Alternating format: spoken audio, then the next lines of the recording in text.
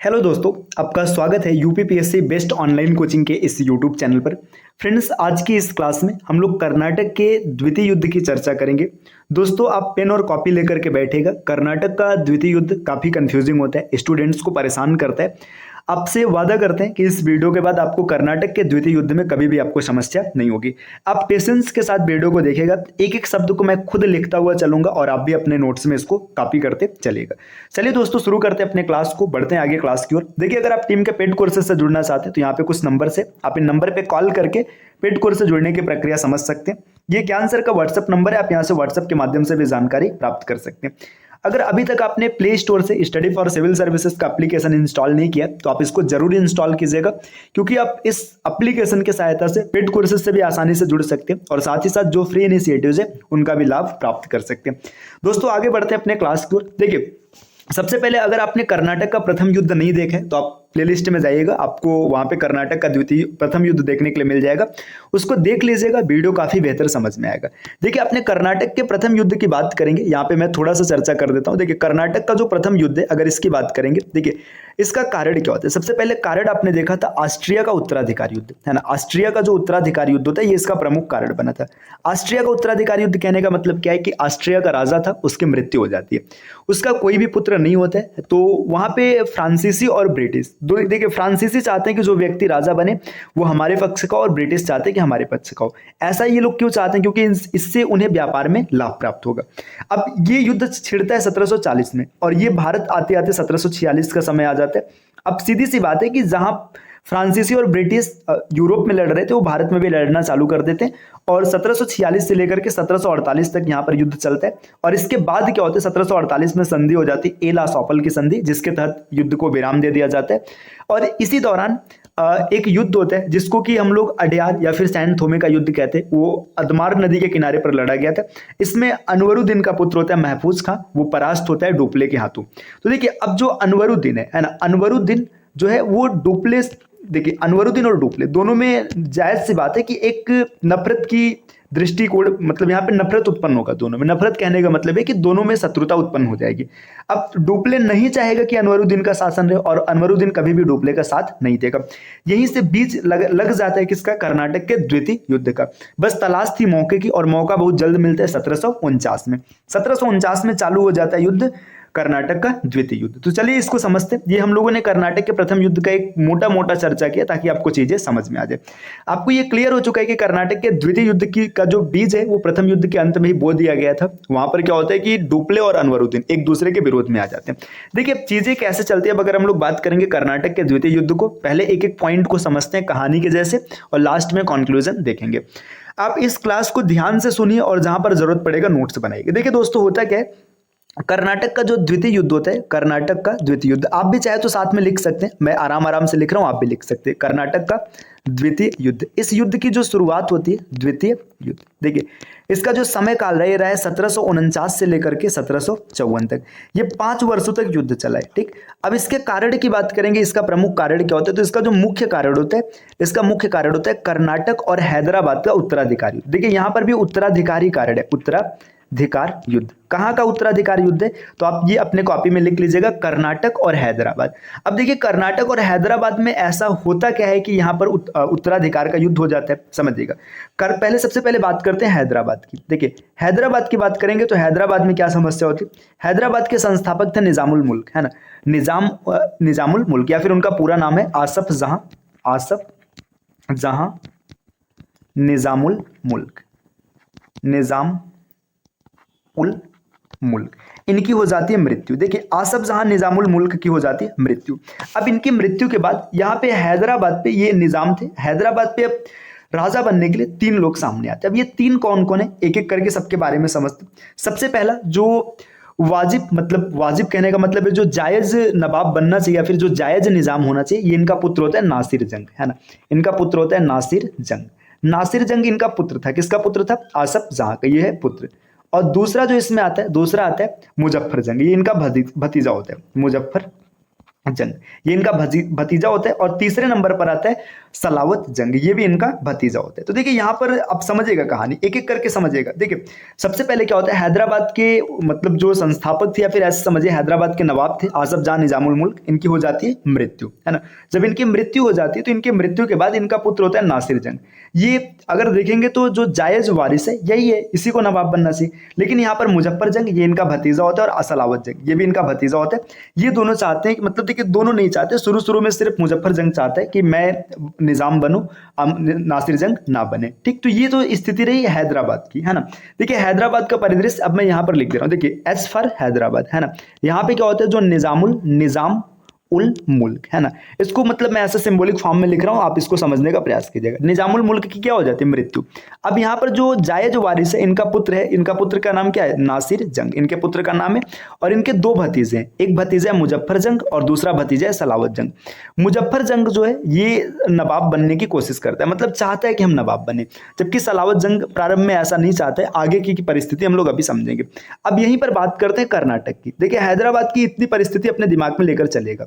अब कर्नाटक की बात करते हैं। देखिए कर्नाटक में अनवरुद्दीन का शासन है। देखिए यहाँ पे राजा कौन है, अनवरुद्दीन। अभी आपने पहले युद्ध में देखा था कि अनवरुद्दीन और डुप्ले, अब दोनों का जमना बंद हो जाएगा। क्यों बंद हो जाएगा, क्योंकि अनवरुद्दीन ने से वादा किया था डुप्ले ने कि मद्रास जीत के आपको देंगे, और उसने नहीं दिया था, और इसके पुत्र को उसने परास्त किया था। देखिए अनवरुद्दीन क्या है, यहाँ का नवाब है। अब देखिए होता क्या है कि एक गवर्नर होता है, गवर्नर का नाम था दोस्त अली, है ना, इस नाम को याद रखिएगा, दोस्त अली। ये क्या होता है, अनवरुद्दीन का गवर्नर होता है। दोस्त अली की हो जाती है मृत्यु, है ना। जब मृत्यु हो जाती तो इसका एक दामाद था, दामाद का नाम था चांदा साहब, है ना। चांदा साहब था, यही पूरी जड़ बनता है ना, चांदा साहब। अब चांदा साहब महत्वाकांक्षी था, महत्वाकांक्षी भी था, योग्य भी था। चांदा साहब चाहता है कि अब मैं नवाब बनूं, है ना। चांदा साहब की इच्छा क्या है कि मैं नवाब बनूं और अनवरुद्दीन को यहाँ से हटाया जाए। अब देखिए जो डोपले है, या फिर बोल लीजिए जो फ्रांसीसी है ना, फ्रांसीसी भी चाहते हैं कि अनवरुद्दीन को हटाया जाए, और चांदा साहब भी चाहते हैं कि अनवरुद्दीन को हटाया जाए। तो चांदा साहब और डोपले, है ना, दोस्त का दोस्त मतलब दोस्त हो जाएगा, और दुश्मन का दुश्मन दुश्मन हो जाएगा, है ना। तो ये क्या होता है कि चांदा साहब और डुप्ले दोनों की आपस में जोड़ी बन जाती है। अब यहाँ पे एक बॉन्ड होता है इन दोनों में कि भाई हम दोनों मिल करके अनवरुद्दीन को परास्त करेंगे, और तुम हमारा साथ दोगे, हैदराबाद में हम मुजफ्फर जंग को सपोर्ट करेंगे। अब देखिए यहाँ से दो दो पार्टी बन जाती है। दो दो पार्टी कैसी बनती है, देखिए जो हैदराबाद है ना, हैदराबाद में जो नासिर जंग है, नासिर जंग को सपोर्ट करने लगते हैं ब्रिटिशर्स, है ना, समझिएगा। नासिर जंग को सपोर्ट करते हैं ब्रिटिशर्स, मुजफ्फर जंग को सपोर्ट करते हैं फ्रांसीसी। अभी सलावत जंग गेम से बाहर है पूरी तरीके से, ठीक। इसके बाद देखिएगा जो अनवरुद्दीन है, अनवरुद्दीन का सपोर्ट जो कर रहे हैं, है ना, अनवरुद्दीन का सपोर्ट कर रहे हैं ब्रिटिशर्स कर रहे हैं। जबकि चांदा साहब का सपोर्ट कौन कर रहे हैं, तो डुप्ले मतलब फ्रांसीसी कर रहे हैं। देखिए दो गुट तैयार हो गए। दो गुट कैसे तैयार हुआ है, इसको अगले स्लाइड पे समझते हैं। देखिए बात करेंगे हैदराबाद, है ना, हैदराबाद की अगर बात करेंगे तो हैदराबाद में क्या कहानी चल रहा है। हैदराबाद में देखिए एक तरफ है नासिर जंग, इसके साथ में कौन है, इसको सपोर्ट करने वाले हैं ब्रिटिशर्स, है ना। दूसरी तरफ है मुजफ्फर जंग, और इसको सपोर्ट करने वाले कौन है, फ्रांसीसी, ठीक। अब इसके बाद यहीं पर कर्नाटक की अगर बात करेंगे तो कर्नाटका में क्या चल रहा है, कर्नाटका में भी दो गुट है। एक तरफ है अनवरुद्दीन, इसको सपोर्ट कर रहे हैं ब्रिटिशर्स, और दूसरी तरफ कौन है, दूसरी तरफ है चांदा साहब। इसको सपोर्ट कौन कर रहा है, चांदा साहब को सपोर्ट कर रहे हैं फ्रांसीसी, है ना, फ्रांसीसी मतलब डोपले। अब देखिए यहाँ पे परिस्थिति क्या बनती है कि अब देखिए ये जो चांदा साहब होता है, मतलब यहाँ से लिखना चालू करते हैं, यहाँ तक की चीजें एकदम अच्छे समझ में आ गई होगी। किसी भी प्रकार की समस्या तो आप कमेंट करके बताइएगा, नहीं, ठीक। चलिए अब आगे बढ़ते हैं। देखिए यहाँ पर अब परिस्थिति क्या उत्पन्न होती है, समझिएगा। अब 1749 में, 1749 में क्या होता है, 1749 का समय होता है, यहीं से कर्नाटक के दूसरे युद्ध की शुरुआत होती है। चांदा साहेब और साथ में डुप्ले, देखिए चांदा साहेब और साथ में डुप्ले, है ना, चांदा साहेब और इसके साथ में मिलते हैं डुप्ले, है ना, और प्लस में डुप्ले, ये दोनों मिलकर के अटैक कर देते हैं अनवरुद्दीन पे। चांदा साहब और डुप्ले मिलकर के अटैक कर देते हैं अनवरुद्दीन पर, है ना, अनवरुद्दीन पर ये अटैक करते हैं। अब यहाँ पे क्या होता है, जब ये अटैक करते हैं तो अनवरुद्दीन की यहाँ पर हो जाती है मृत्यु। अनवरुद्दीन की क्या हो गई, मृत्यु हो गई, है ना। अनवरुद्दीन की मृत्यु हो गई, और इनका एक पुत्र होता है, पुत्र का नाम था मोहम्मद अली, है ना, इनके पुत्र का नाम होता है मोहम्मद अली। अब मोहम्मद अली क्या करता है, यहाँ से भाग जाता है त्रिचनापल्ली। मोहम्मद अली जो है ये भाग गया त्रिचनापल्ली, इसको याद रखिएगा, त्रिचनापल्ली। देखिए अब इतनी चीजें आपको क्लियर हो गई कि अब ये 60 गांठ पहले ही बन चुकी थी। चांदा साहब और डुप्ले दोनों मिल करके अटैक करते 1749 ईस्वी में, किस पर, अनवरुद्दीन पर। इसकी हो जाती है मृत्यु। इसका पुत्र था मोहम्मद अली, मोहम्मद अली भाग गया त्रिचनापल्ली। ये जो युद्ध हुआ था 1749 को, इसी को कहते हैं अंबूर का युद्ध, है ना, इसको याद रखिएगा, इसका नाम है अंबूर का युद्ध, ठीक। अब देखिए जब ये यहाँ से भाग गया तो सीधी सी बात है कि यहाँ का राजा कौन बनेगा, यहाँ का राजा बन जाएगा चांदा साहेब। तो देखिए यहाँ पे चांदा साहेब राजा बन गया। अब चांदा साहेब को सपोर्ट कौन कर रहे हैं, फ्रांसीसी कर रहे हैं। तो सीधी सी बात है कि कर्नाटक किसके वर्चस्व, कर्नाटक पर वर्चस्व हो गया फ्रांसीसियों का। यहाँ पर ब्रिटिशर्स की हार हो गई। ठीक, ब्रिटिशर्स की हार हो गई। ठीक, चलिए अब यहाँ तक की चीजें आपको समझ में आ चुकी। देखिए 1749 में क्या होता है, चांदा साहब और डुप्ले मिलकर के अटैक कर देते हैं अनवरुद्दीन पर, उसकी हो जाती है मृत्यु। उसका बेटा था मोहम्मद अली, वो भाग जाता है त्रिचनापल्ली और चांदा साहब बन जाता है कर्नाटक का शासक या मतलब नवाब। तो जो ब्रिटिशर्स थे ये हार जाते हैं, फ्रांसीसियों के कब्जे में आ जाते हैं कर्नाटक। तो अब इसके बाद क्या होता है, देखिए अब इसके बाद हैदराबाद की ओर रुख करते हैं। हैदराबाद में क्या चल रहा है, देखिए हैदराबाद में भी परिस्थिति अंग्रेजों के पक्ष में नहीं जाती। अगर हैदराबाद की बात करेंगे तो हैदराबाद में क्या चीजें चल रही देखिएगा। हैदराबाद में जो नासिर जंग है, नासिर जंग को कौन सपोर्ट कर रहे हैं, ब्रिटिशर्स कर रहे हैं। नासिर जंग का सहयोग कर रहे हैं ब्रिटिशर्स, है ना। और इसके बाद जो मुजफ्फर जंग है, मुजफ्फर जंग का सपोर्ट कौन कर रहा है, मुजफ्फर जंग का सपोर्ट कर रहे हैं फ्रांसीसी। यहाँ पर ब्रिटिशर्स है, यहाँ पर फ्रांसीसी है। यहाँ पर भी क्या होता है कि फ्रांसीसी जीत जाते हैं और नासिर जंग मारा जाता है, नासिर जंग की मृत्यु हो जाती है। ठीक, अब देखिए जब ये जीत जाते हैं तो यहाँ पे मुजफ्फर जंग, है ना। मतलब हैदराबाद में भी कर्नाटकों का, मतलब जो हैदराबाद है वहां पर भी किसका वर्चस्व हो गया, फ्रांसीसियों का।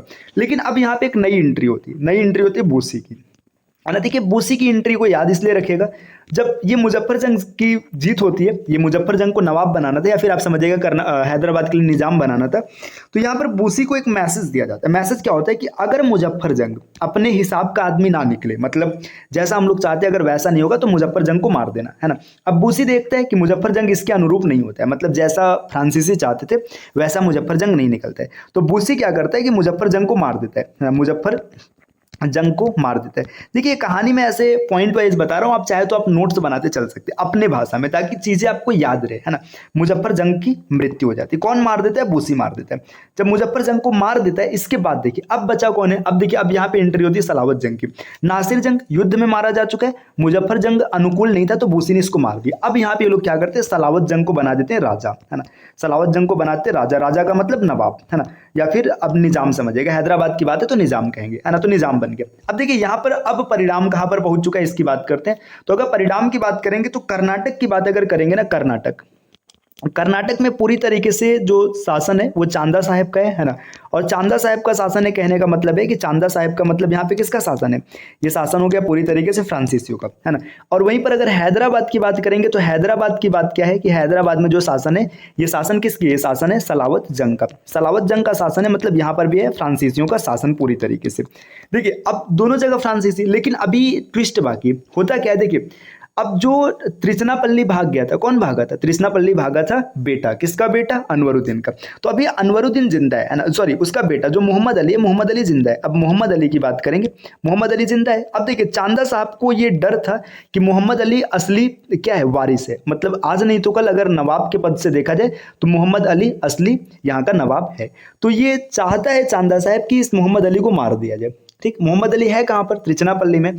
तो अब ये देखिए जब ये चाहते हैं चांदा साहब किसको मार दिया, तो इसको बचाने के लिए, मोहम्मद अली को बचाने के लिए अंग्रेज क्या करते हैं, अंग्रेज करते हैं त्रिचनापल्ली का घेरा। तो ये भी क्वेश्चन कई बार पूछता है कि त्रिचनापल्ली का घेरा कर्नाटक के किस युद्ध से जुड़ा है। देखिए त्रिचनापल्ली का घेराव ये कौन कर रहे हैं, ये अंग्रेज कर रहे हैं। क्यों कर रहे हैं, ताकि मोहम्मद अली को बचाया जा सके। ठीक, अब चांदा साहब क्या करता है, अपनी पूरी सेना लेकर के त्रिचनापल्ली आ गया। ठीक, देखिए चांदा साहब क्या अपने पूरी सेना के साथ त्रिचनापल्ली आ गया मोहम्मद अली को मारने के लिए।